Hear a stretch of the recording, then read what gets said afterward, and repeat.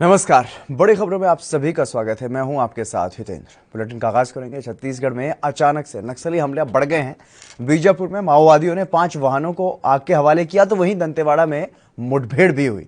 बीजापुर में वाहन चालकों को उतार करके 2 एजॉक्स, 2 पॉकलैंड और एक ट्रैक्टर में नक्सलियों ने आग लगाई। तो वहीं गाछल नदी में बन रहे वाटर फिल्टर प्लांट का निर्माण कार्य चल रहा है, जिसमें ये वाहन वहां पर काम कर रहे थे। तो वहां पर इस वारदात को अंजाम दिया गया। और दूसरी तरफ अगर बात की जाए दंतेवाड़ा की, तो डीआरजी और कटे कल्याण क्षेत्र समिति के माओवादियों के बीच रविवार को 2 बजे तक गोलीबारी हुई। गोलीबारी में गादम और जंगमपाल के जंगलों के बीच एक माओवादी का शव बरामद किया गया है, जिसकी पहचान वेटी हंगा के रूप में की गई है। और बताया जा रहा है कि हंगा पर 1 लाख रुपए का इनाम भी था। इस गोलीबारी में और भी कई माओवादियों के मारे जाने और घायल होने की आशंका जताई गई है। वहीं एक 8 mm की पिस्टल और एक देसी कट्टा बरामद किया गया है। इसके अलावा 2 किलो आईईडी पटाखे, माओवादी साहित्य के साथ 2 पिट्ठू, दवाओं और दैनिक उपयोग की वस्तुएं भी वहां से बरामद की गई हैं। सरकार के मुताबिक छत्तीसगढ़ में 8 जिले नक्सल प्रभावित हैं। इनमें बीजापुर, सुकमा, बस्तर, दंतेवाड़ा और कांकेर, नारायणपुर, राजनांदगांव और कोंडागांव शामिल हैं। सुरक्षा बल या फिर पुलिस जब भी नक्सलियों को पकड़ने के लिए जाती है, तो ये नक्सली उन पर हमला कर देते हैं। कल रात में हमें पिन पॉइंट सूचना मिली ग्रामीणों की मदद से कि एटेपाल और बड़े गुडरा के बीच में 15 से 20 माओवादी, जिसमें 8 से 10 वर्दीधारी, बंदूकधारी, राइफलधारी नक्सली हैं। डीआरजी को लॉन्च किया गया, घेराबंदी की गई, लेकिन जंगल का फायदा उठा के करीब आधे घंटे की फायरिंग करी। 6 से 6:30 बजे के बीच में नक्सली भागने में सफल रहे। लगातार उनको हम फॉलो कर रहे थे। फिर हमें सूचना मिली कि करीब 12 बजे ये लोग गादम और जंगमपाल के बीच में उस पार्टी को दोबारा घेराबंदी किया गया। करीब 15 मिनट फायरिंग चली, ताबड़तोड़ फायरिंग हुई। उसके बाद एक माओवादी मेल वेटी हंगा करके जो मिलिशिया कमांडर है, छत्तीसगढ़ शासन से 1 लाख का इनाम है। एसपी दंतेवाड़ा द्वारा 10,000 का इनाम घोषित किया गया था और उसकी डेड बॉडी रिकवर की हमने। 2-3 नक्सलियों को बगल से भागते हुए घायल अवस्था में देखा गया है। हो सकता है वो भी आने वाले समय में मृत हो जाए। एसडी राज हमारे संवाददाता हमारे साथ जुड़ गए अधिक जानकारी के साथ। एसडी राज, क्या कुछ जानकारी है? आज 2 अलग अलग जगहों पर 2 अलग अलग घटनाएं जो है वो देखने को मिली। एक जगह वाहनों को आग के हवाले कर दिया गया, दूसरी जगह एनकाउंटर। क्या कुछ पूरी जानकारी? जी हितेंद्र जी, मैं आपको बताना चाहूंगा, जैसे कि बस्तर में जो बीजापुर में कुछ दिन पहले जो घटना हुई थी, जिसमें 22 जवान शहीद हुए थे, उसके बाद यहाँ पे जो जब सीआरपीएफ के जवान और डीआरजी के जवान, पुलिस विभाग गश्त चौका जो बहुत बढ़ा दिया गया है। उसके बाद जो अंदरूनी क्षेत्रों में गश्त में बहुत ज्यादा निकल रहे हैं। तो ऐसा ही कुछ घटना सुनने में आया दंतेवाड़ा जिला से कि आज एसपी वहाँ के दंतेवाड़ा के एसपी को जानकारी मिलती है कि कुछ सूचना तंत्रों से जानकारी ये आती है कि कटे कल्याण क्षेत्र में कुछ नक्सलियों की उपस्थिति दर्ज हो रही है, वहाँ घटना को अंजाम देने वाले हैं। ऐसा जब जानकारी उनको जब मिलती है, तो वहां पे डीआरजी के जवानों को एक टुकड़ी को भेजते हैं। जब वहां पे डीआरजी के जवान पहुंचते हैं, तो इनको वहां पे नक्सलियों की एक 25 से 30 के लगभग की टोली एक नजर आती है। तो जब इन दोनों के बीच में जब फायरिंग चालू होता है, तो कुछ देर तक जब फायरिंग चलता है, दोपहर के 2 बजे के आसपास की यह घटना है। जब फायरिंग चलती है, तो उसमें एक नक्सली को मार गिराते हैं और उस नक्सली के बॉडी को लेके आने में भी सक्षम रहते हैं। उसके बाद मैं आपको ये भी बताना चाहूंगा कि कुछ जवानों का कहना ये है कि वहां पे एक नक्सली नहीं, बहुत सारे नक्सलियों को मारा गया है। जबकि वहां 20 से 25 नक्सलियों को देखा गया था। तो कहा जवानों का कहना यह है कि लमसम वहां पे 8 से 10 नक्सलियों को हमने मारा है और कुछ नक्सली घायल भी हुए हैं, और क्योंकि वहां पे भागते हुए भी नजर आए हैं। तो ये बताया जा रहा है वहां पे। और कुछ जवानों का ये भी कहना है कि उस क्षेत्र के कुछ ग्रामीण लोग भी वहां पे अगल बगल में देखा गया था। तो उन लोगों के द्वारा वहां से जानकारी जब लिया गया था, तो उन लोगों ने भी ये बताया कि वहां से बहुत सारे लोगों को जाते हुए देखे हमने जब वापस जब आ रहे थे। और एसपी ने ये पुष्टि किया है कि 100% कहा जाता है कि वहां पे एक नक्सली का बॉडी हमने शिनाख्त किया है। उसके बाद वहां पे 3 से 4 नक्सलियों को और मार गिराया है, और उन जिनको मारे हैं उनको नक्सलियों ने वापस लेके गए हैं, और बहुत सारे लोगों को घायल भी होने लगा। जो नक्सली को जब मारे हैं, तो जो नक्सली के बॉडी को जब लाए हैं, उनके पास से फटाके भी मिले हैं, कुछ टिफिन बम भी मिला है, और धनुष और ऐसे दैनिक उपयोग के बहुत सारे सामान उनके पास से मिला है। एक नक्सली के बॉडी को उन लोग लाने में सक्षम हुए हैं और एक नक्सली की बॉडी इसी के नजर में रखते हुए बीजापुर क्षेत्र में आज जब वहां पे पानी टंकी का काम चल रहा था, वाटर प्लांट का काम चल रहा था, वहां पे एक जेसीबी मशीन था, पोकलेन था और मिक्सर मशीन, इस तीनों मशीन को एक ट्रैक्टर के साथ वहां पे आज दोपहर के नक्सलियों ने 20-25 के टुकड़ी में आकर वहां पे आग जलाने का अंजाम दिया। और ऐसे जबकि बीजापुर में इतना बड़ा घटना होता है उसके बाद भी इनकी मौजूदगी बहुत बड़े वारदात को सामने लाने के लिए कहा जा सकता है। और जैसे कि मैं आपको बताऊंगा कि कटेकलन क्षेत्र में जो बैठक चल रहा था तो वहां पे ये पुष्टि किया जा रहा है कि जो बैठक वहां पे चल रहा था तो इन लोग कोई बड़े घटना को अंजाम देने के लिए भटक कर रहे थे, ऐसी कुछ जानकारी वहां से आ रही है जी। लेकिन जिस तरीके से अगर बात की जाए जो बीजापुर में ये वाहनों को आग लगाने की बात सामने आई है और जो वाहन चालक या फिर जो काम करने वाले लोग थे उनको क्या वो धमकी देकर के वहां से फरार हो गए वारदात को अंजाम देकर के?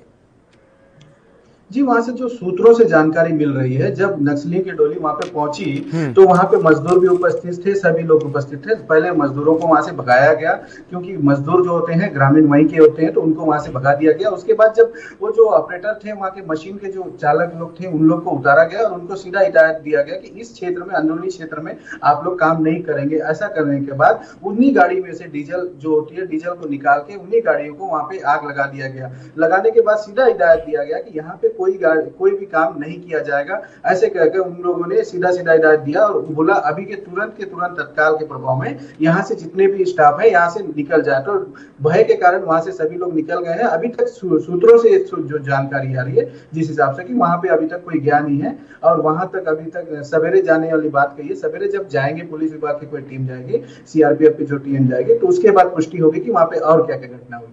बिल्कुल असरीराज, क्योंकि क्या समझा जाए अगर अलग अलग जगहों पर बात की जाए जो नक्सल प्रभावित क्षेत्र हैं खासतौर पर, वहां जब भी कोई विकास कार्य होता है तो इसी तरीके से नक्सली अड़चन डालते हैं। और अब एक बार फिर से वहां पर ऐसा ही हुआ है, जहां पर ये निर्माण कार्य चल रहा था वहां पर नक्सली आए और वाहनों को आग लगा करके चले गए। जो काम करने वाले लोग थे उनको भी धमकाया गया, लेकिन उसके बावजूद भी, क्योंकि लगातार इस तरीके की घटनाएं अब सामने आ रही हैं और उसके बावजूद भी वहां पर कोई सुरक्षाकर्मी नहीं थे।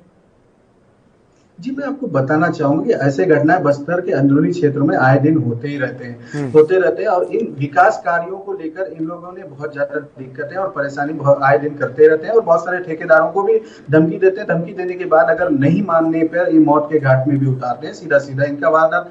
ये तो आए दिन सुनने के लिए मिलता है। लेकिन मैं आपको ये बताना चाहूंगा, कुछ दिन पहले उसी क्षेत्र में जब इतना बड़ा घटना होता है, पूरे देश को हिलाने वाला घटना, जो कि 22 जवान वहां पे शहीद हो जाते हैं और एक जवान को उन लोगों ने किडनैप करके लाके वापस पूरे पब्लिक के सामने, पत्रकारों के सामने मध्यस्थता करके छोड़ा जाता है। तो उसके बाद कुछ ही दिन होते हैं, 2 से 4 दिन में फिर इतना बड़ा घटना का अंजाम देना, ये कहीं ना कहीं चुनौती वाली बात है। या तो कहीं ना कहीं सरकार की जो सूचना तंत्र है कहीं ना कहीं फेल जरूर हो रही है, क्योंकि इतनी बड़ी टुकड़ा वहां पे भी उपस्थित होना बीजापुर क्षेत्र में और उसके बाद दंतेवाड़ा क्षेत्र में भी घटना करना, मतलब कहीं ना कहीं सूचना तंत्र में दिक्कतें हैं और सूचना तंत्र सही नहीं है। और मैं तो ये कहना चाहूंगा कि जिस तरीके से इनकी हिम्मत की रात, जबकि 22 जवान की जब शहादत हुई है उसके बाद वहां पे बताया जा रहा था आला अधिकारियों का शासन के द्वारा, छत्तीसगढ़ के मुखिया भूपेश बघेल जी के द्वारा, कि अंदरूनी क्षेत्रों में भेजा जाएगा और पूरी तगड़े से सर्चिंग की जाएगी।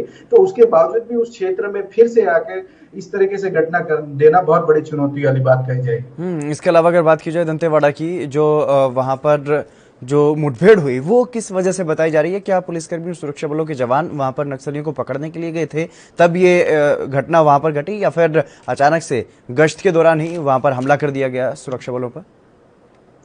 जी, मैं आपको बताना चाहूंगा, जब एसपी साहब से जब बात हुई तो एसपी साहब का कहना था कि कुछ सूचना तंत्रीय जानकारी से हमको ये पता चला था कि कुछ नक्सलियों को वहां पे देखा गया है। तो देखा गया है। उसके बाद जब नक्सलियों को देखने के बाद जब एसपी साहब ने डीआरजी के जवान की एक टुकड़ी को वहां पे जब भेजा तो वहां पे ये देखा गया कि 25 से 30 लोग के आसपास में नक्सलियों को देखा गया था। देखा जाने के बाद दोनों तरफ से जब फायरिंग चालू हुई लगभग 1 से 1.5 घंटा के आसपास फायरिंग चली है बताया जा रहा है। उसके बाद जब वहां से कुछ नक्सली भागते नजर आए, कुछ नक्सली जख्मी नजर आए, तो जब पुलिस फोर्स वहां पे उनके ऊपर दिक्कतें पैदा करते हुए नजर आई तो नक्सली पूरे तरीके से भाग गए। तो एक नक्सल के बॉडी को उन्होंने लाने में सक्षम हुए और बाकी नक्सलियों के जो घायल हुए और जितने भी मारे गए तो उनको उन्होंने वापस लेके गया। लेकिन मैं आपको बताना चाहूंगा, बड़े घटना का अंजाम देने का साबित ये है क्योंकि वहां से एक टिफिन बम भी उपलब्ध कराया गया। टिफिन बम जो ब्लास्ट के लिए ईडीआई बम होता है 2 किलो का, उसको भी उन्होंने वहां से मिला है, और तीर धनुष भी था, बहुत सारे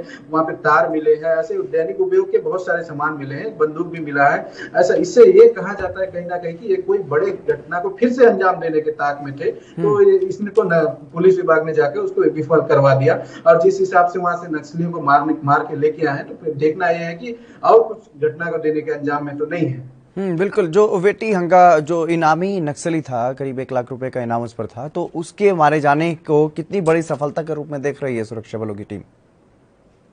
जी, मैं आपको बताना चाहूंगा, ये तो देखा जाए तो एक तरह से बहुत बड़ी सफलता है, लेकिन 1 लाख की इनामी है। लेकिन मैं आपको ये भी बताना चाहूंगा कि बस्तर में इससे बड़े बड़े लीडर भी हैं, जिनको आए दिन, जैसे कि आपको पता होगा, अभी जो जीरम घटना हुई थी, जो बीजापुर वाली घटना हुई थी, जिसमें हिडमा नाम का एक नक्सली लीडर है, बहुत बड़ा लीडर है, ये भी इस वक्त इसी क्षेत्र में उपस्थित है, लेकिन उसके साथ कोई घटना नहीं किया जा पा रहा है, उसको ना पकड़ पा रहा है, ना कुछ कर पा रहा है। 1 लाख का इनामी तो जैसा बोल रहे हैं, शासन द्वारा बोला जा रहा है, हो सकता है कि नक्सली आए दिन अपना नाम बदलकर ऐसे शो करते हैं, हो सकता है कि अभी तक का वो नाम चेंज कर दिया हो, कोई और नाम से हो, ऐसा भी करते हैं। तो इसको प्रूफ नहीं किया जा सकता कि वो 1 लाख का इनामी था या 10,000 का इनामी था। तो वो तो तभी पता चल पाएगा जब कोई सिलेंडर नक्सली जो रहता है, जो पुलिस विभाग में आता है, वो देख के कहता है कि ये नाम स्पष्ट करता है, क्लियर करता है, तो तब जाके बताया जाता है कि 1 लाख का इनामी था, या छोटा नक्सली था, या बड़ा नक्सली था, जो भी था। जी, फिलहाल अगर बात की जाए सरकार की, क्योंकि नीति बनाने की बात लगातार होती रही है नक्सलियों के खिलाफ, तो अभी तक क्या कुछ जानकारी है इस बारे में? क्योंकि इतना बड़ा हादसा इससे पहले हो चुका है, 22 से ज्यादा जो जवान है वो कहीं ना कहीं हताहत हुए उस हमले को लेकर के, और अब भी लगातार सक्रिय नक्सली जो है वो दिखाई दे रहे हैं, लगातार वारदात को अंजाम देते हुए नजर आ रहे हैं। तो ऐसे में क्या कुछ प्लानिंग सरकार की तरफ से की जा रही है, इस बारे में कोई जानकारी? जी, मैं आपको बताना चाहूंगा, 22 जवान तो शहादत तो बहुत बड़ी शहादत है, मैं इसको छोटी शहादत नहीं कहूंगा। इससे पहले भी यहाँ पे 46 जवान की शहादत भी हुई है, 15 जवान की शहादत भी है, ऐसे जीरम घाटी में भी 30 जवानों की शहादत हुई है, ऐसे बहुत सारे जवानों की शहादत हुई है। शासन पूरी तरह से कोशिश तो जरूर करती है कि इन लोग का इसका बदला लिया जाए, जितने लोगों को शहादत हुई है उसका पूरा बदला लिया जाए। लेकिन मैं आज तक जो देखते आ रहा हूँ, बस्तर क्षेत्र में जिस तरीके से घटनाएं होते आती है, लेकिन अभी घटनाओं की कमी तो आई थी, लेकिन जितने लोगों को मारा गया था, शहादत दिया गया था, उतनों का उन्होंने अभी तक का कोई शहादत का बदला तो नहीं लिया। ऐसा नहीं लगता कि जैसे 22 जवान की शहादत का 22 नक्सलियों को मार कर लिया जाए, ऐसा कोई तो शहादत नहीं आया अभी तक का बस्तर क्षेत्र में। लेकिन मैं आपको ये जरूर बताया चाहूंगा कि ऐसे बड़े घटनाएं आए दिन होते रहते हैं बस्तर में। अभी देखना यह है कि जैसे कि बीच में जब 22 जवान की शहादत हुई थी, उसके बाद रायपुर में जब बैठक हुआ था, सीएम भूपेश बघेल जी आए थे, अमित शाह जी आए थे, सभी आला अधिकारी लोग जब बैठक किए थे, तो इन्होंने कहा था कि कुछ बड़ा रणनीति बनाएंगे, रणनीति बनाकर बस्तर से पूरी तरह से नक्सल को साफ करेंगे।